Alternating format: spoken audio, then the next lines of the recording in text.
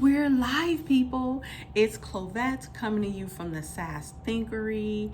If this is your first time on the channel, we welcome you. We're so happy to have you. This channel is specifically for SaaS sales professionals committed to being sales superstars inside of their organization. Today, I want to bring to you a communication framework that I learned on my path to becoming a coach. If this is our first time meeting, I am a corporate entrepreneur. So what that means is that I work in SaaS sales just like you, and I own my own consultancy firm. Now, when I decided to go down that path, I knew I needed training and development, and the communication framework that I'm going to share with you today is something that was taught to me, and it has been a godsend. It has been a godsend for me. My intention is that once you learn it, that you begin to implement it with all of your communications that you're having with your prospects, your leads, all the way up to them being a customer, because it's really going to help you identify how your customers and your prospects, right, how they actually process the information that you're sharing with them. Because when we're not able to identify this, we can't create win-win customer service experiences for our prospects, right? When we are missing, how are they listening to me? How is this landing for them, right? Those are a couple of questions that I'm always asking myself, like, how is this actually landing with them over there, right? So the communication framework that I want to share with you today has 3 principles. And the first principle is listening as. So you will encounter this in the prospecting stage, right? So you're doing your outbound dials, you get a prospect to pick up the phone. Yay! They picked up the phone, right? Now on the other end, they saw the number, like, I don't know who that is. Or they may even saw your company name, like, oh, okay, who is this? Someone I do business with? Or like, what do they want? So the moment they pick up the phone, you have 5 to 10 seconds, right, to speak to them and to communicate your thing, your offer, your tool, your software, whatever it is that you're providing, in a way that helps them to identify, is what this person communicating to me addressing my right now priority? This is what this is how they're listening. They're listening from a self perspective, right? As themselves, as what they need and want right now. So that's listening as.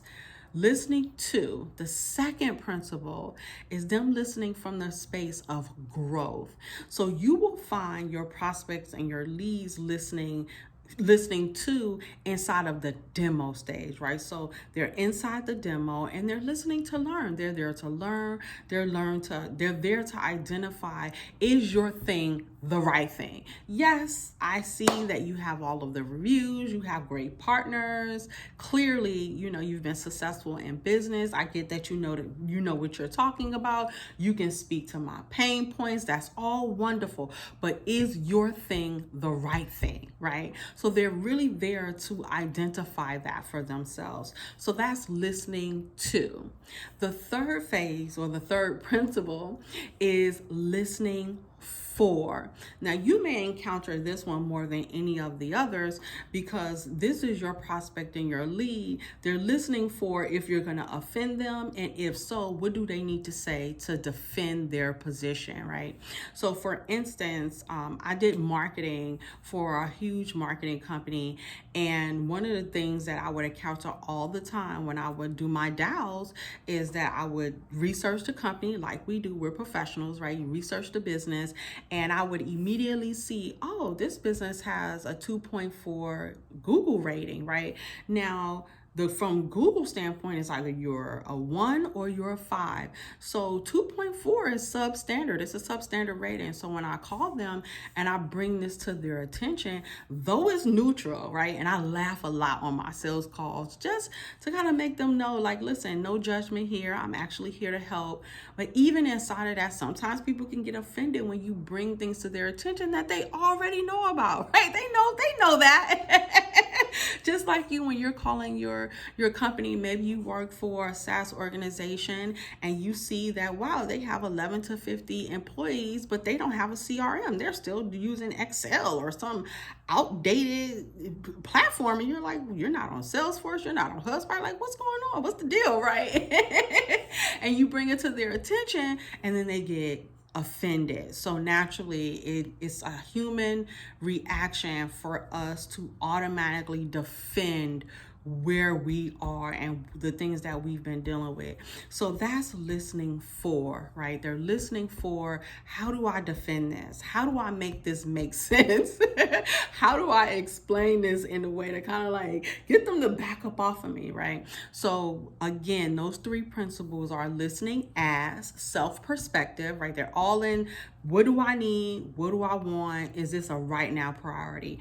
Listening to grow, listening to excel, listening to identify, is this thing the right thing? And listening for defense, right? From a space of defense and being defending. And, some people, for whatever reason, they listen for being offended. And that's okay too, right? Because I worked in the financial service industry and I used to always get listening for people, but I would maintain my constitution, and inside of that I would be able to turn over their mood.